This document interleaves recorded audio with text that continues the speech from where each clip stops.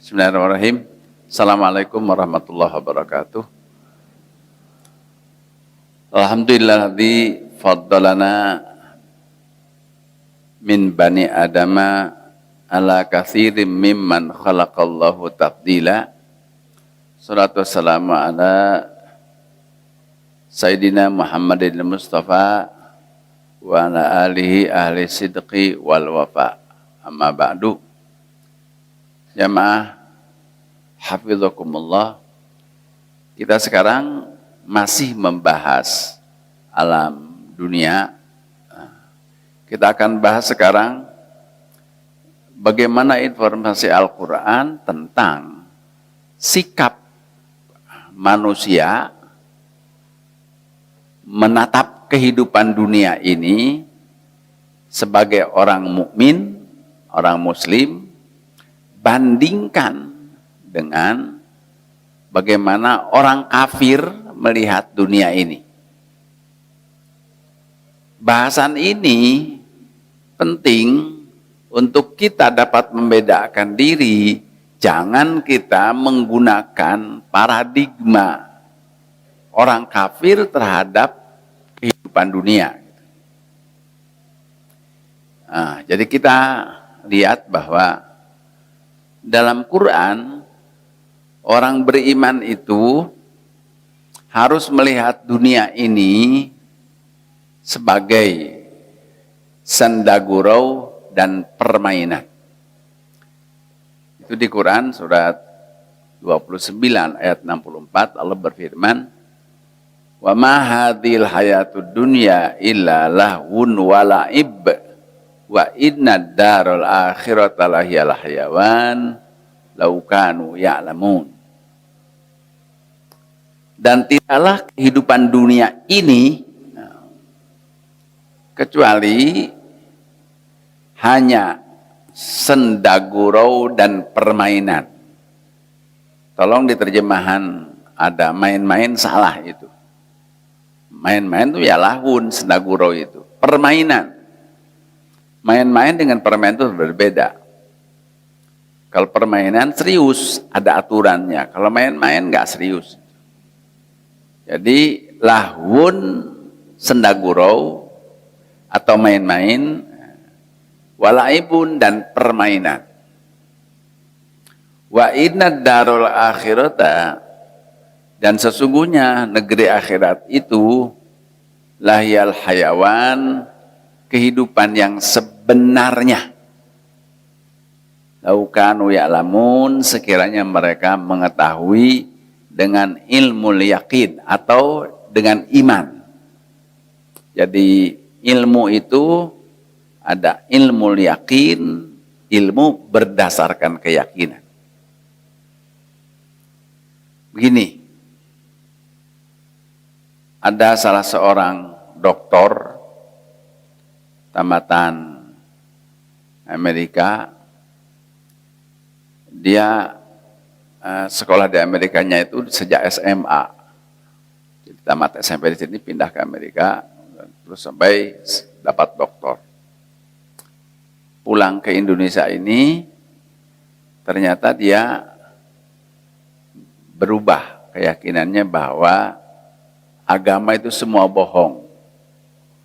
Jadi Islam adalah kebohongan orang Arab, Hindu kebagian orang India, Buddha kebohongan orang Birma, pokoknya Kristen, Katolik kebohongan orang Romawi dan orang Israel, jadi semua agama bohong. Dan sepulangnya di Indonesia itu menghujat ibu bapaknya untuk meninggalkan agama, dan dia mengatakan bahwa Tuhan itu tidak ada. Kalau memang pernah ada dan sekarang tidak ada, mana kuburannya? Karuan saja situasi ini membuat resah di rumah itu. Dan dia terus setiap pagi itu berantem dengan ibu bapaknya soal agama ini. Nah, rupanya karena tidak bisa mengatasi, si dokter ini nantang kepada ibu bapaknya, kalau mama tetap saja minta agar saya beragama, tolong hadirkan ahli agama, kita diskusi. Katanya, siapa yang benar? Apa ada agama, apa perlu beragama atau tidak? Rupanya dulu waktu di sini, dia punya guru privat ngaji waktu SMP itu. Dipanggil gurunya tamat PGA gitu. Rupanya ada 3 poin saja debatnya nggak berkutik nih si guru agama itu. Ya udah, si ibunya makin bingung. Nah, suatu ketika Pak Omay ceramah di rumah Pak Emil Salim, waktu itu masih Menteri Lingkungan Hidup. Nah, terus ada si ibu ini mengadukan halnya ke Pak Omay, selesai ceramah itu. Akhirnya kesimpulannya, karena Pak Omay mau ceramah ke Klender waktu itu, ya Pak Omay kasih nomor telepon aja. Pendek ceritanya, terjadilah. Pak Omay diundang ke rumah dia, dibilang Tebet rumahnya. Rumahnya besar, orang kaya. Ketika dialog, jadi Pak Omay, pintunya sudah terbuka, Pak Omay mau masuk situ, tiba-tiba ada orang sedang tumpang kaki. Pak Omay baca salam, Assalamualaikum. Nggak dijawab salamnya. Dalam hati Pak Omay, ini kali makhluknya ini. Terus kata Pak Omay, boleh saya duduk? Ngangguk dia. Sinis sekali sikapnya. Akhirnya, si ibu yang jemput Pak Omay dengan supirnya itu nggak nongol-nongol. Pak Omay tunggu sejenak, nggak datang. Akhirnya udah, ngapain buang-buang waktu. Akhirnya Pak Omay mulai dialog. Kata Pak Omay, agak Anda ya yang dikeluhkan sama ibu Anda bahwa bagi Anda tidak perlu beragama. Ya, katanya. Boleh dong kita tahu bagaimana alur pikirnya. Ya, bagi kita buat apa agama? Ya, orang Amerika, orang Rusia, orang Jepang, sebenarnya mereka tidak beragama. Mereka hidup-hidup saja. Yang kita herankan ungkapan dia itu mungkin kita yakin ya itu adalah digiring sama Allah gitu ya. Kenapa dia mengungkapkan orang Amerika, orang Rusia, orang Jepang tanpa agama hidup-hidup saja? Kenapa hidup gitu ya? Pokoknya kalau maju mau mungkin. Akhirnya Pak Omay mulai dialog dari kata-kata hidup ini. Saya ulang ya, buat apa beragama? Karena orang Amerika, orang Jepang, orang Rusia tanpa agama hidup. Boleh tahu nggak, menurut terminologi Anda, apa arti hidup? Yang dimaksudkan dalam kata-kata Anda tadi, ya hidup di dunia ini, kata dia. Kata Pak Omay, mengapa Anda menyebut hidup dunia? Emang ada hidup yang lain? Ya kata orang ada hidup akhirat katanya. Kok kata orang? Anda sendiri gimana? Mana saya tahu katanya. Saya belum pernah ke akhirat. Nah gitu katanya. Kata Pak Omay, kalau Anda yakin hidup itu cuma di dunia ini saja, betul Anda. Anda tidak perlu beragama. Kalau Anda yakin hidup cuma di dunia ini saja.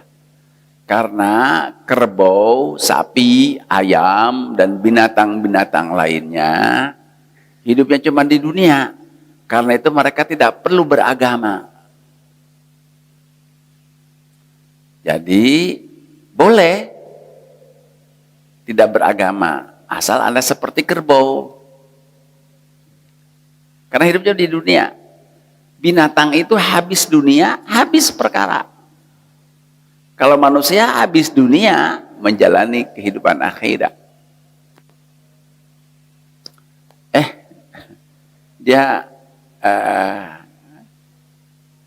sama Pak Omay, hari ini surprise juga saya. Ada seorang dokter tamatan Amerika kok berpikirnya seperti kerbau, seperti sapi, binatang. Rupanya dibilangin begitu tersinggung, berubah dia duduknya. Tadinya santai, berubah duduknya. Kata dia begini, ya habis orang tuh cerita tentang adanya akhirat. Orang yang mati nggak ada yang cerita balik lagi ke dunia, lalu cerita ada akhirat. Nggak ada kan? Nah, kata Pak Umay gini, Anda pernah percaya Quran? Ya, waktu dulu masih on, kata dia. Kurang asem nggak, coba dia bilang masih on. Oke, begini, ada Qurannya nggak? Mungkin mama ada, katanya. Tiba-tiba rupanya ibunya itu nyimak di balik lemari gitu ya. Tiba-tiba kata si ibunya, ada Pak Ustadz, ada, katanya. Terus lama-lama bawa ibunya bawa Quran terjemah. Kata Pak Maya, tolong Anda buka Quran surat 29. Wasa enggak? Bisa lagi nggak kenal lagi Quran, katanya. Enggak, lihat hurufnya aja, bahasa Indonesianya lihat. Buka surat 29 ayat 64, kata. Ya berusaha membuka, nggak ketemu, mau unjukin. Pernah bisa baca Quran nggak? Pernah, katanya. Jadi Anda pernah percaya dengan Quran ya? Gini, coba lihat. Sambil mau tunjukin itu. Nih, kata hidup di ayat ini itu ada 2 bentuk kosakata. Wa ma hadil hayatud dunya, hayatud dunya, kehidupan yang dekat ini. Yang kedua, wa inna darul akhirata layal hayawan. Jadi ada hayatud dunya, ada hayawan. Anda pernah belajar bahasa kan? Setiap bahasa ada gramatikanya. Dalam gramatika bahasa Arab, apabila satu kosakata ditambah alif dengan nun, itu menunjukkan sebenarnya. Yang tidak pakai alif nun itu bisa tidak sebenarnya. Contoh dalam bahasa Arab, atsun artinya haus. Tambah alif dan nun, atsyanu itu haus yang sebenar-benarnya haus. Syatonun artinya jauh. Kasih alif dengan nun, syaitonun benar-benar jauh. Jadi syaiton itu jauh. Hayatun hidup. Hayawanu ada alif dan nun, itu hidup yang sebenarnya. Jadi kalau Anda mengakui hidup dunia ini saja, berarti Anda hanya mengakui hidup yang main-main. Yang permainan. Kehidupan yang sebenarnya itu di akhirat justru digunakan kata hayawan. Maka binatang sering digunakan kata hayawan. Iya kan? Kenapa? Karena hidup sebenarnya bagi binatang di mana? Di dunia ini. Jadi kita manusia menghadapi hidup hayatud dunia, hidup yang dekat ini di dunia. Dan hayawanu, hidup akhirat. Hidup yang sebenarnya. Kenapa akhirat disebut sebenarnya? Karena dunia ini kayak apapun lamanya tetap akan berakhir dengan kematian. Di akhirat kekal, tidak ada kematian. Itulah hidup yang sebenarnya. Dunia ini orang jujur, orang baik boleh jadi sengsara karena kejujurannya, karena kebaikannya. Mungkin nggak itu di dunia? Mungkin. Kenapa? Itulah kehidupan yang dekat. Itulah kehidupan yang sendaguro, yang permainan. Tapi di akhirat, hidup yang sebenarnya, siapa yang benar pasti merasakan manfaat kebenarannya sepenuhnya. Siapa yang salah pasti merasakan akibat kesalahannya sepenuhnya. Itu hidup yang sebenarnya. Jadi, kata Pak Umay, kalau Anda mengakui hidup cuma di dunia ini, ya Anda jangan menghidup yang sendaguro dan permainan saja. Anda ingkari kehidupan yang sebenarnya. Bagi kita umat Islam, bahkan bagi Allah, itu nggak peduli.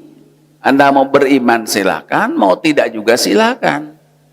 Tapi Quran telah menyampaikan tentang akan adanya hari akhirat itu, di mana Anda akan diadili, benar akan diberikan reward kebenarannya, salah akan diberikan punishment, hukumannya dengan kesalahannya. Itu hukum kausalitas. Kata dia, tapi Pak, agama itu menampilkan figur Tuhan yang sadis. Saya pernah baca di Quran, katanya di terjemahannya, ada orang yang zina sekali, katanya. Dihukumnya kekal di neraka dan selama-lamanya. Itu kan sadis. Orang berzina ya paling enaknya paling 1/4 jam katanya. Setengah jam katanya. Nah dibalas kekal di neraka. Sadis amat itu Tuhan. Kenapa kita menyembah Tuhan yang sadis? Kata dia. Kata Pak Omay, Anda sebagai seorang dokter percaya dengan hukum kausalitas? Ya, tentu, kata dia. Itu fakta, nggak bisa diingkari. Begini, ada 2 orang berantem. Semula tangan kosong, baku pukul. Tiba-tiba yang satu terpuruk dia. Udah ditindihin, udah mau dicekik, tiba-tiba rupanya dia 2 pistol. Yang orang yang hampir kalah itu, dia tarik pistolnya, ditembak. Pas kena jidatnya, dan matilah musuhnya itu. Saya mau bertanya, berapa lama nyalaknya pistol itu? Ya 5 menit, nggak mungkin 5 menit. Dar, berapa? Ya 1 detik kata dia. Oke, 1 detik. Terus orang yang membunuh ini diproses hukum, diadili. Kebetulan Anda menjadi hakimnya. Kira-kira Anda akan jatuhkan hukuman kepada yang bunuh tadi itu berapa lama? Tergantung undang-undang Pak, katanya. Ya kira-kira berapa? Ya bisa 15 tahun katanya. Bisa 10 tahun katanya. Tergantung keputusan hasil sidang katanya. Adil nggak? Kalau Anda jadi hakim begitu? Adil dong katanya. Berdasarkan hukum kan? Karena Anda bilang tadi dia menembak cuma 1 detik. Anda penjarakan dia 15 tahun, adil nggak? Baru dia sadar. Adil mengapa? Itulah hukum kausalitas. Sebab akibat. Jadi orang zina itu cuma 15 menit atau setengah jam. Tapi disiksanya adalah kekal di neraka. Kenapa? Itu akibat, di sini sebab. Adil. Jadi dunia ini adalah hukum sebab, di sana akibat. Bapak Ibu ngaji di sini cuma 1 jam. Pahalanya nanti 1 jam. Enggak, jutaan tahun bisa diperoleh. Kenapa? Ini sebab akibat. Adil, adil. Jadi Anda keliru menyebut Tuhan sadis. Sebab kalau Tuhan sadis, Anda menetapkan 15 tahun padahal membunuhnya cuma 1 detik. Itu juga adalah sadis. Mulai perhatian. Beda, tadinya sinis-sinis begitulah.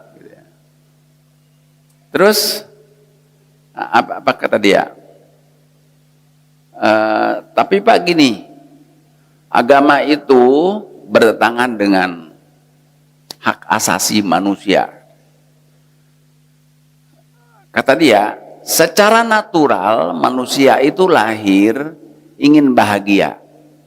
Kebahagiaan itu terletak pada kebebasan. Sedangkan agama itu bertentangan dengan kebebasan. Ini nggak boleh, ini nggak boleh, ini nggak boleh. Dan yang tidak dibolehkan oleh agama adalah sesuatu yang enak-enak, katanya. Jadi ya buat apa beragama? Kebebasan kita yang secara alami sudah diperoleh, kita nggak mau menikmatinya.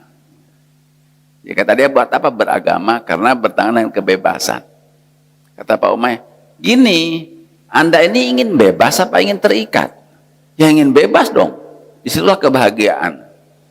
Kata Pak Umay, kalau Anda ingin bebas, Anda harus terikat. Tapi kalau Anda ingin terikat, silahkan bebas. Gini contohnya, Anda mengendarai mobil, sampai di traffic light, pas merah lampunya. Nah, Anda mau bebas apa mau terikat? Kalau Anda mau bebas, maka Anda terikat. Begitu merah, terikat dengan peraturan lalu lintas, merah, stop. Begitu hijau, Anda bebas melanjutkan. Jadi kalau Anda ingin bebas, Anda harus terikat. Kalau Anda ingin terikat, silakan bebas. Begitu merah, karena Anda ingin terikat, Anda tabrak itu, maka Anda akan terikat. Prit sama polisi, ditangkap. Atau tabrakan dengan mobil lain yang lampu hijau. Maka Anda terikat di rumah sakit, terikat di kuburan. Karena Anda ingin bebas, maka Anda harus terikat. Tetapi kalau Anda ingin terikat, silahkan bebas. Agama itu mengikat manusia di dunia ini. Nggak boleh ganggu bini orang, nggak boleh ngambil barang orang. Kenapa? Supaya bebas hidup ini. Kalau mau aman, jangan langgar hukum. Itu terikat namanya. Maka Anda akan bebas. Mulai dia pelangak-pelongok gitu ya. Jadi rupanya masuk di logika dia. Jadi agama itu sengaja diturunkan oleh Allah untuk mengatur manusia agar manusia mengikatkan diri kepada peraturan itu supaya dia bebas. Di dunianya bebas, dia tidak terjerat hukum. Di akhiratnya apalagi? Anda kalau mau tahu di Quran itu ada kata-kata begini. Buat orang yang mengikatkan dirinya dengan ketentuan hukum Allah, taat beragama di dunia, itu kata malaikat ketika sakarat maut, kami adalah teman-teman kamu sejak di dunia. Sampai di akhirat. Nanti di akhirat Anda bebas memperoleh apa saja yang nafsu Anda mau. Kalimatnya begini. Walakum fiha ma tashtahi anfusukum walakum fiha ma tad'un. Kalian bebas memperoleh apa yang diinginkan nafsu. Bebas di sana. Tapi syaratnya di sini Anda mengikatkan diri taat kepada ketentuan Allah. Di sana bebas. Jadi sekarang silahkan. Anda mau beragama, mengikatkan diri kepada ketentuan Tuhan, Anda bebas di sana. Tapi kalau enggak, jangan salahkan siapa-siapa. Anda pasti terikat di sana. Maka di Quran yang namanya neraka disebut sijin. Apa itu sijin?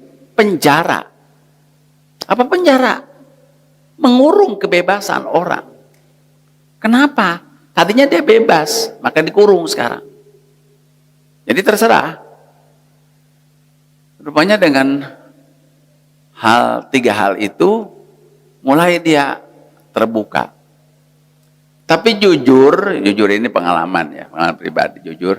Pak Omar itu agak ketar-ketir. Ketar-ketir itu nanti kalau ada persoalan lagi nggak bisa jawab gimana gitu ya. Karena baru pengalaman kali itu debat dengan orang yang ateis gitu ya.